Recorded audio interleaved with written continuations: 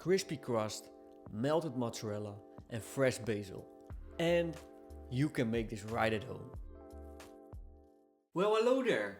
I'm Jordi from Your Dinner and welcome to a new episode. I'm back in the kitchen, so that means we're gonna make a new recipe. One of you subscribers asked me to make some pizza, but the fun part is that I literally never made it. Will I succeed? Let's see. For a simple tomato sauce, add passata or plain tomato sauce to a pan, along with a couple of teaspoons of oregano and a pinch of sugar. Give it a quick mix and that's it.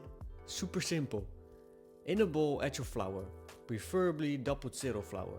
This one already contains yeast, but if yours doesn't, just add about 3 grams of it. Pour in 2 tablespoons of olive oil and 300 milliliters of lukewarm water.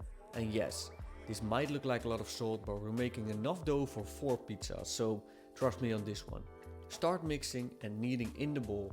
Once it comes together, transfer it to your work surface and knead for about 10 minutes. Really work the dough until it becomes smooth, stretchy and no longer sticks to your hands. Put on some Italian music or try growing that Mario mustache.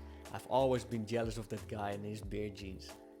Let the dough rest for 10 minutes, then divide it into 4 equal pieces. Shape them into balls and place them onto a lightly oiled baking tray. Cover with plastic wrap and make sure to oil that one too. And let the dough rest in the fridge for 20 to 24 hours. The next day, take the dough out and let it come to room temperature. Dust your work surface generously with flour. I don't have a pizza peel, so I'm using an old baking tray.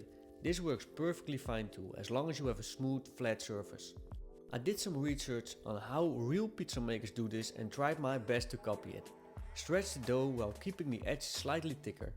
Although mine turned out more like my beloved country, the Netherlands, completely flat. Anyway, sprinkle some semolina flour onto your tray to prevent sticking. Place your dough on top and spread the tomato sauce, leaving a border for the crust. Add your mozzarella. Then give the tray a little shake to make sure nothing is sticking. Slide it into a preheated oven with a pizza stone and bake for about 10 to 15 minutes. If needed, rotate the pizza so it bakes evenly. Make sure you put your oven at its maximum temperature.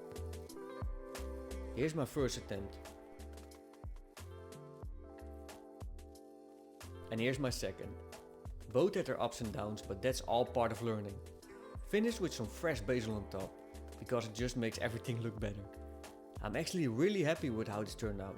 The bottom is nicely cooked, the crust could definitely be thicker, but let's just call this my Dutch style pizza.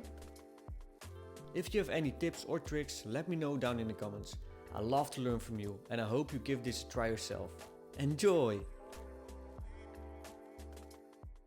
And that's it. I want to thank you for watching. Enjoy baking and cooking. Let me know down in the comments what recipe you want to see next. Hit the like and the subscribe button if you want to see future videos of me. And of course, I see you in the next one.